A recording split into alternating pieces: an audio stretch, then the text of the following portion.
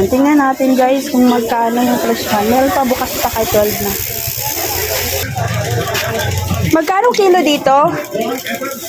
360. 360? Ah? Mataas na siya guys. Halagang ano lang ako. Halagang 150. 360? 360.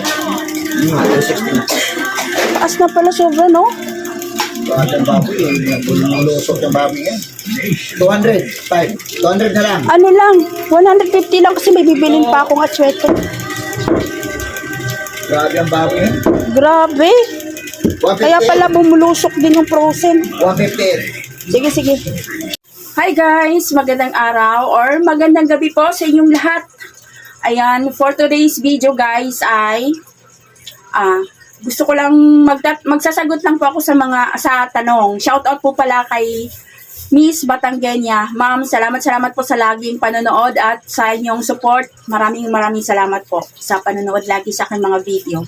Ayan, ngayon po ay sasagutin ko lang po yung kanyang katanungan. Pero bago po tayo doon magsimula, yan po sa likod ko, i-flex ko lang sa inyo yung aming mga gagawin ngayong linggo. Halos guys, yung gagawin namin yung linggo at saka Sabado kahapon, yung last video ko, halos parehas po yung dami. Ngayon at saka yung kahapon namin na ginagawa. Kasi yun po yung malakas sa amin guys, yung Saturday at saka Sunday na araw. Yun yung mabenta sa amin. Tapos habang si Mr. guys, ayan, naghihimay-himay na ng sili at saka bawang kalamansi para sa aming sauce, sa aming mga sausawan. Kasi ito guys, meron tayo ditong, hindi ko pa siya natanggal kasi bago ko alisin to, akit muna or pupunta muna ako sa palengke para pakita ko sa inyo kung magkano ba talaga yung presyuhan ngayon ng pork na fresh na pork laman. Ito siya guys, meron tayong dugo, Betamax guys. Ito po ang gamit namin ngayon dati po gamit namin dugo ng baka. Ngayon ay mas masarap, mas na-realize namin na mas masarap guys yung dugo ng manok. Pero talagang bago ako bumili noon, naghanap kami ng suki na malinis talaga yung pagkagawa ng dugo ng manok. Kasi dati guys, kaya inaayawan ko yung dugo ng manok. Kasi po, yung pag binubuksan o hinihiwa ko, may mga nakikita kong balahibo, may mga yung iti-iti ng manok. Nakikita ko madumi talaga siya guys. Pero ito ngayon malinis siya. Kasi dun sa suki namin, sabi niya, gawa daw ito sa planta. Kaya pag hinihiwa ko siya, malinis talaga. Bago ko inaano talaga yung dugo na to, binababad ko muna siya sa tubig pagkatapos hiwain para talagang maalis yung dumi kung mayroon mang dumi. Bago ko yan ilalaga. Yun, may proseso po ako dito guys. Check nyo po sa YouTube channel. May proseso po ako sa dugo kung paano ko po ito ginagawa para lalong sumasarap po yung Betamax or dugo. Yan siya ngayon. Dugo siya ng manok pero mas mahal guys ang dugo ng manok kasi sa baka ang kuha namin is magkano yun? 40 pesos. 40 pesos or 35 pesos ang dugo ng baka. Malaki pa ang bloke niya. Kaso pag niluto mo siya hindi masyadong nanonood yung lasa ng mga sangkap na ilalagay mo. Dito kasi sa dugo ng manok, nanonood talaga yung lasa niya. At saka iba siya, mas masarap talaga siya. Minsan kasi nakakabili ako ng dugo ng baka na iba yung texture niya, para siyang malabo. Yun, hindi masarap kainin. Masarap kasi yung smooth yung pagkagawa, yung malambot. Yung smooth yung niya, yun yung masarap sa dugo. Etong dugo ng manok, yun siya, masarap. Kaso, mas mahal to guys. 45 ang peraso ngayon. Tumaas siya ng 5 pesos. Kahapon lang yata siya nag-umpisang tumaas kasi ang dating bili namin ito 40 pesos lang. Tumaas siya ng 5 pesos, bali 45 pesos na po ang per bloke nito. Tapos ngayon, balak namin magtaas na naman kasi ang bentahan po namin sa first stick namin sa dugo guys ay 6 pesos. Balak namin 7 pesos or 8 pesos kasi tumaas po siya. Ayan. At ito po, ang mga sangkap na ito magastos kasi gumagamit po ako dito sa isang bloke na to ng halos 3/4 kilo na asukal. Yun siya guys. Tapos, dito, hindi ko na ilalabas. Sabihin ko na lang sa inyo, meron pa tayo ditong helmet. Tenga ng baboy, maskara ng baboy, fresh at yung pork laman natin na frozen, ito po nasa 13 kilos kami ngayon or 14 kilos yung aming pork laman ngayon na frozen. Tapos hatay ng baboy, balon-balunan, isaw. Yan siya guys, nakapaloob na dito lahat. Dito, hindi ko pa siya na-hold. Tapos ngayon, samahan nyo ako, aakyat tayo dun sa palengke. Dito sa palengke sa amin. Saglit lang po kasi guys, mga 2 minutes or mahigit 2 minutes lang yung lalakarin ko. Yun, palengke na dito sa amin kung saan po yung aming pwesto. At tara po, samahan nyo po ako, update natin. Yung fresh laman po yung ipapakita ko sa inyo kasi wala po dito sa palengke sa amin, wala pong nagtitinda ng frozen. Ang meron po dito, fresh laman. At ang presyohan naman po dito sa sa fresh laman, kung ano yung presyohan doon sa Balintawak Market kung saan po kami namimili, halos parehas po yung presyohan. Kaya tanungin po natin ngayon kung magkano na po ang presyohan ng fresh pork laman. Tapos tara guys, samahan niyo po ako. Akyat tayo doon dito sa palengke sa aming lugar. Guys, malapit na po tayo sa aming pwesto.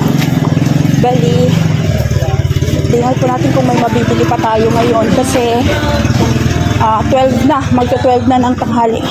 Ngayon po ay ayun, dadaanan din natin yung aming pwesto guys. Ito po yung itsura ng palengke dito sa amin. Tapos ito guys yung aming tindahan. Ayan, may nakapark na naman ang motor. Yan, hindi maiwasan na may nakapark kasi anong oras na po kami nagbubukas. Nagbubukas po kami 4 na ng gabi. Ng gabi ng hapon. Kaya ayun, doon sa harap ng aming pwesto may nakapark. Kaya okay lang yan. Mamaya-maya naman, tatanggalin yan. Kasi yan po yung aming, guys, yung aming panghaw na pakahaba. Yan yung aming maliit na pwesto. Tapos tara po, punta tayo dito sa bilihan ng karne. May tinda ka? Toto? Wala, hindi kami nagtinda ngayon. Hindi ko lang alam kung meron pa po tayong mabibiling laman. Parang wala na. Sarado na guys.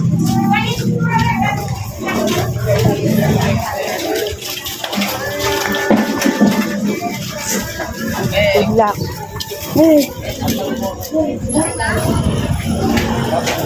Yun, meron pa. Nagbablog ako.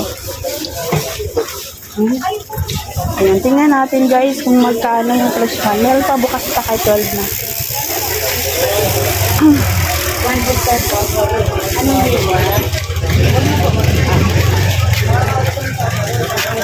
Magkano kilo dito?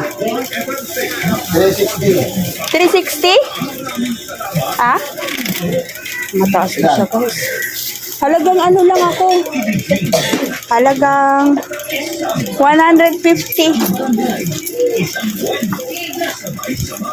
360? 360. Taas na pala sobra, no? Ang baboy, bumulusok yung baboy yan. 200, 5. 200 na lang. Ano lang, 150 lang kasi may bibilin pa akong atswete. Grabe ang baboy yan. Grabe. 150. Kaya pala bumulusok din yung frozen. 150. Sige, sige.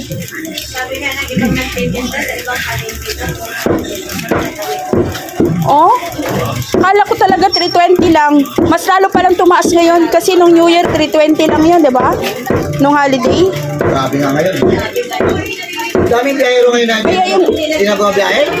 Oo nga, Daming grabe. tumigil. Kaya yung frozen tumaas din. Frozen kasi ginagamit muna namin kasi sobrang taas ng ano. Oh. Piliin mo lang, linisin lang maigi.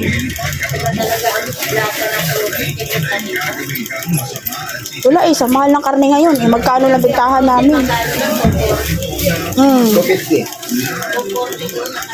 Sige, thank you.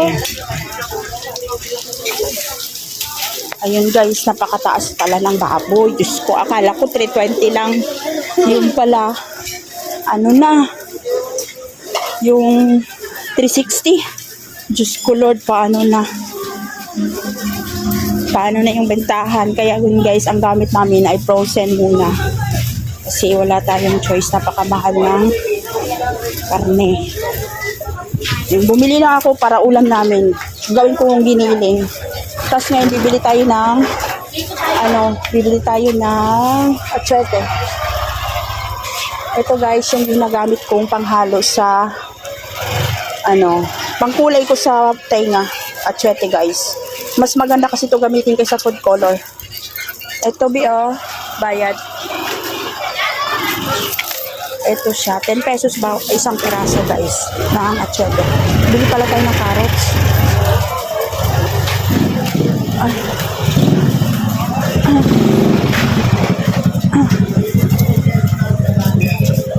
Bili ng carrots.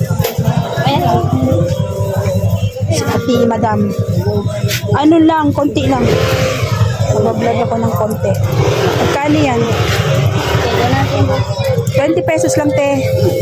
Tanghalo ko lang sa bola-bola. 17. Yung malaki-laki kaya ng konti. 20. Ayun, sakto. Maganda. Huwag mo na ibalot. Magkabukod ba yung karne?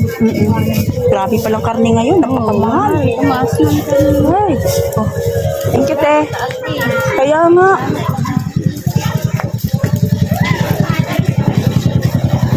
Ito guys, yung palengke sa amin. Tapos, dito sa unahan, ito yung pwesto namin guys. Yan siya, sarado siya pag araw. Umaga pala. Hapon kasi kami nagbubukas, ito yung pwesto namin. Yan siya guys. Yan lang. Tapos, di lang ako makamove on guys sa sa sobrang mahal pala ng karne. Hindi na ako updated guys kasi yung namamalengke kasi yung mister ko, tapos hindi ko na alam na sobrang taas na pala ng karne ngayon.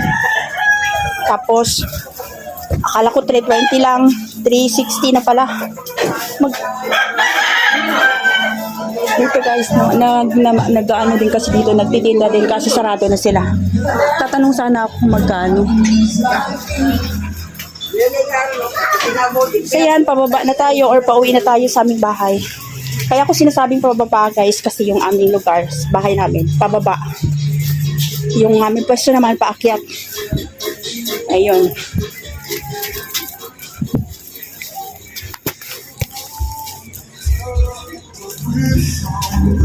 Hi guys, ayan, i-flex ko sa inyo yung aming frozen. Ayan, nakita nyo naman kanina guys, makita ko sa taas kung magkano po yung presyuhan ng ng pork, fresh pork laman, nakakagulat guys, sobra, hindi ko akalain talaga. Tapos ngayon, i-compare natin guys. Ito yung nabili kong pork laman kanina, yung sinama ko kayo doon sa palengke. Ito siya guys, so itsura niya. Yan, ilabas ko, ilagay ko dito. Titingnan natin kung ano yung pagkakaiba guys. Ayan siya, halos parehas lang. Oh, ito yung fresh na binili ko kanina sa palengke. Ayan, yung tinanong ko kanina, bumili ako ng 150 na halaga. Ayan siya guys, 154 nung yung nabayaran ko. Ito siya, yung itsura. Ito naman yung frozen. Halos walang pagkakaiba guys. Ito siya, oh, ito yung frozen. Ito po magkakatalo lang sa paglilinis at saka paghuhugas. Ito, dito siya. Ito yung fresh na pork laman, 360 ang kilo. Ito naman, magkano kuha mo lang? 225 guys ang bigay ng aming suki ngayon, pero ang sa iba 250 daw ata or 240, pero sa suki namin kasi ang ilang taon na kami suki kaya binibigyan kami ng discount guys sa aming suki. Ang bigay po nila sa amin nito ay 225 ang per kilo. Ito po ngayon ay 14 kilos guys. Ito siya, 14 kilos. Tapos ito yung fresh. Tingnan nyo guys, titigan yung mabuti. Ito yung fresh, ito yung frozen. Ayan siya, diba walang pagkakaiba. Ang ginagawa ko lang dito guys, yung proseso ko, nililis ko talaga maigi to. Nilalamas ko to sa asin, para kung ano man yung meron dito, lililamas ko ng maigi sa asin, nilalagyan ko pa siya ng baking soda. Bago ko yan huhugasan, talagang lamas ng asin, nilalagay ko sa baking soda. Parang may video din po yata ako nito kung paano ko siya hinuhugasan. Kasi pag naghuhugas po ako, diretso po sa aming lababo para makalamas po ako ng maigi. Kasi yung aming lababo guys, yun talaga ay hugasan lang ng aming mga plato at saka mga karne. Kaya yung iba po nagko-comment, madumi daw, bakit hindi ako gumagamit nitong ganito. Kasi para po makabuelo ako sa paggawa. At yung aming lababo guys, ay talagang disinfect namin yun lagi. At talagang sinusondox namin yun. Hindi namin yun nilalagyan akong iba-iba. kung ano pa. Yung lababo namin ay hugasan lang talaga ng mga karne at mga plato. Yan lang guys. Ito yung ating, yung aming fresh frozen na pork naman. Diba? Napakaganda ang layo, diba? Tingnan mo naman. Lagyan mo ilaw na. Yan siya guys, fresh frozen. Frozen ulutin ko guys. Hindi lang ako makaano talaga kasi wala tayong choice ngayon sa napakamahal po talaga ng baboy.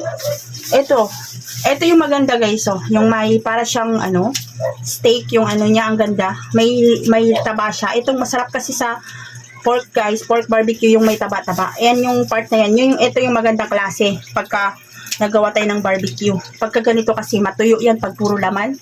Itong part na to yung maganda sa pork barbecue.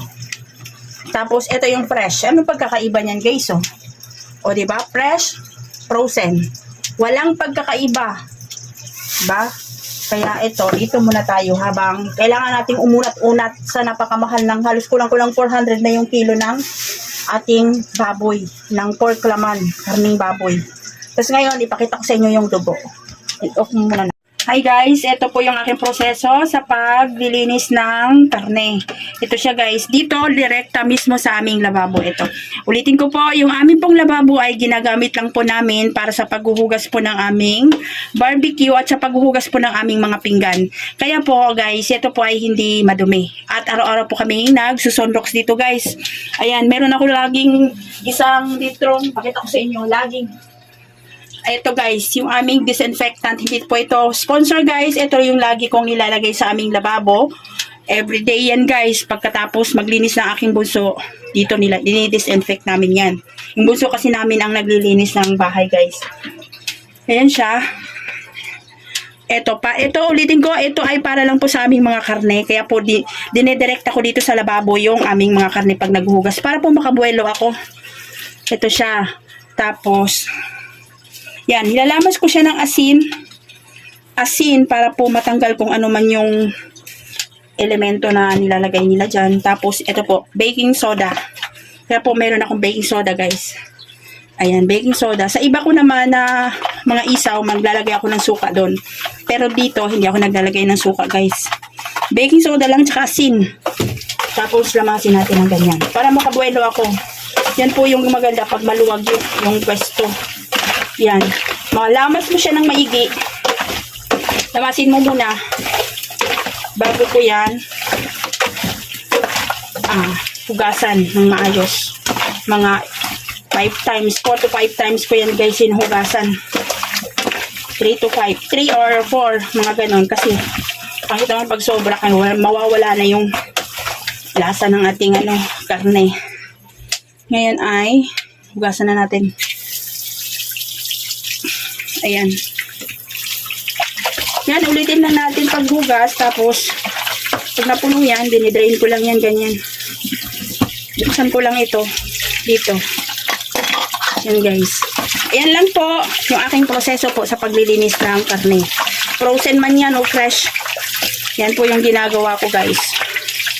Sa mga karne. Kasi ayun po, isa po yung baking soda din sa nagpapalambot ng karne.